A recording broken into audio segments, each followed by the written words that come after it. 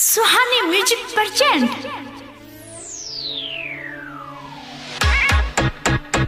करा धरेला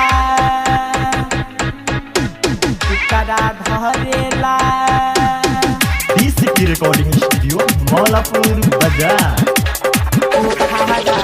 डीजे अनिल मरहरा करा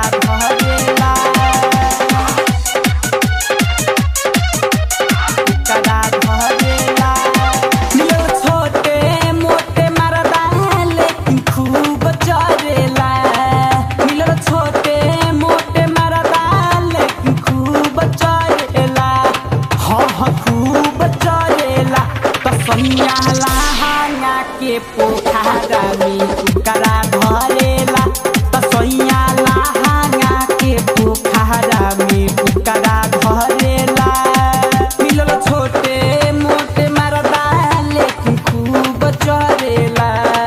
मिलो छोटे मोटे मरदा लेकिन खूब चरेला। हाँ खूब चरेला तो सैया लहंगा के पोखरा में करा धरेला। तो सैया लहंगा के पोखरा में करा धरेला। करा धरेला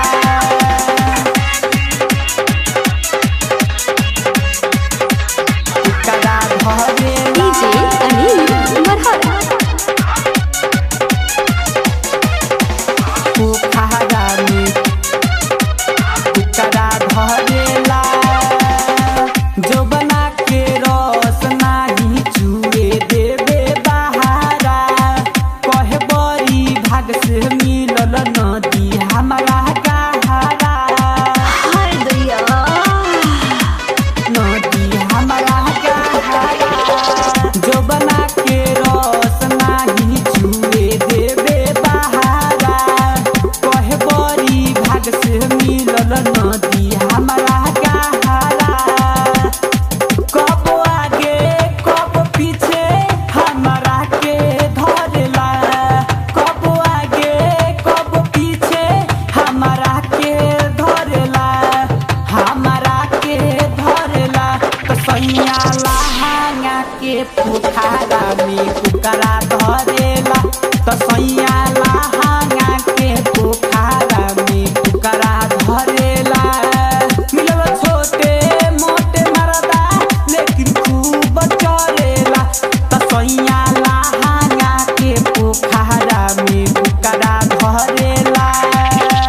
डीजे अनिल करा मरहरा धरेला पोखरा में करा धरेला। चुसता जवानी मोर राई कर सोहन।